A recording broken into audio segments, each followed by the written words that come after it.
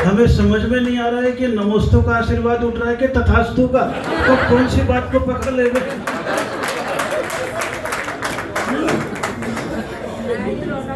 समझ में नहीं आ रहा है?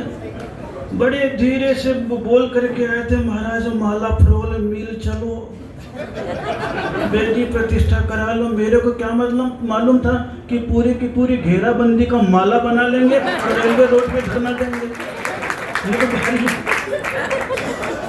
माला ऐसी फिर गई पूरी की पूरी। कैसी माला फिर? जितने मन के इधर उधर भटके हुए थे, गिरे हुए थे, सारे के सारे फिर से एक धागे में पिरो गए हैं। और आनंद का यही स्वरूप है। वो याद आ जाता है एकदम से 33 मंदिरों की महावीर जयंती, सारा का सारा मंदिर देखा। तो अब क्या प्रवचन करो, कुछ समझ में नहीं आ रहा है। बोलो तो फंसो। जिंदगी में भावनाएं रहती है। वर्षा योग तो स्वाभाविक रूप से सभी साधु का होता ही होता है। क्या होता है? कहीं ना कहीं तो होता ही होता है। 15 से याद करते चले आ रहे हैं, 26 आ गया, समय का तो कुछ पता चलता नहीं।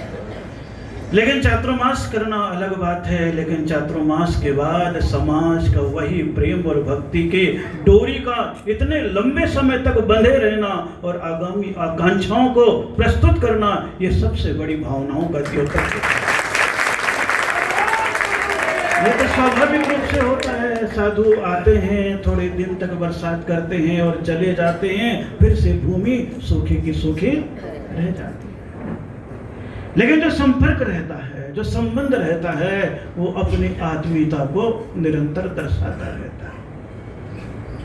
संबंध होना अलग बात है और बंधन होना अलग बात है। बंधन में तो कष्ट है, लेकिन संबंध में केवल इष्ट है। संबंध में आनंद की अनुभूति होती रहती है, लेकिन जैसे ही बंधन आ जाता है, फिर से दुनियादारी आ जाती है। यह संसार का है।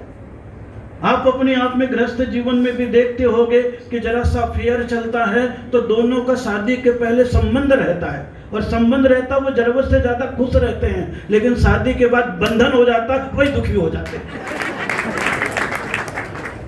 संबंध और बंधन में कितना अंतर होता है? क्या हो गया? गड़बड़ तो नहीं बोल रहा हूं मैं?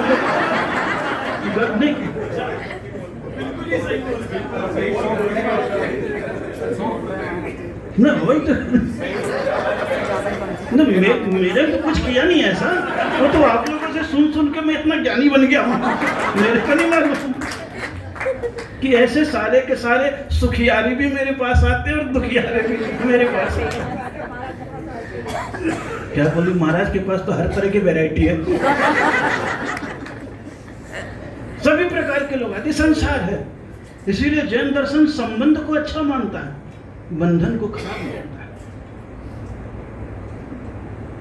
ये तो जीवन का क्रम है। लेकिन जब वही संबंध गहराई से हो जाता है तो दूर रह करके भी पास रहता है, प्रीति का बंधन होता है, प्रेम का बंधन होता है, लोटे और डोर के समान होता है। किसके समान होता है? लोटे और डोर के समान होता है।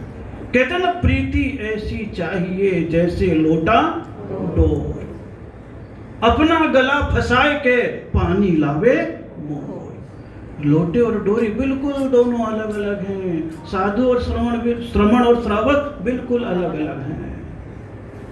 साधु तो लोटे के समान है। किसके समान है? लोटे के समान है। और बोले गृहस्थ डोर के समान है। किसके समान है? डोर के समान है। जब उसे प्यास लगती है तो वो सोचता है कि लोटा अलग है, कुएं के भीतर तक लोटा नहीं जाएगा, तो लोटे को कुएं के भीतर तक डालना है, तो डोर का संबंध भी आवश्यक है। और जैसे ही डोर को लोटे के गले में बांधता है और लोटे को कुएं में डालता है, तो रस्सी का संबंध लोटे के साथ होता है, तो कुएं से पानी भी निकाल करके प्यासे की प्यास भी बुझा देता है। ये संबंध होता है। साधु और श्रावक का संबंध यही है। ये डोर ये लोटे को फिर से बांध रही है, लेकिन अभी लोटा तो लोटा, वापिस कहाँ लौटा? कहाँ? ये लौटना अलग है, वो लौटना अलग है। ये तुम तो कुछ भी बोलो, दोनों लोटा ही तो है? ये शब्द ही तो है? पथिक प्यासा क्यों, गधा उदासा क्यों? पथिक प्यासा क्यों, गधा उदासा क्यों?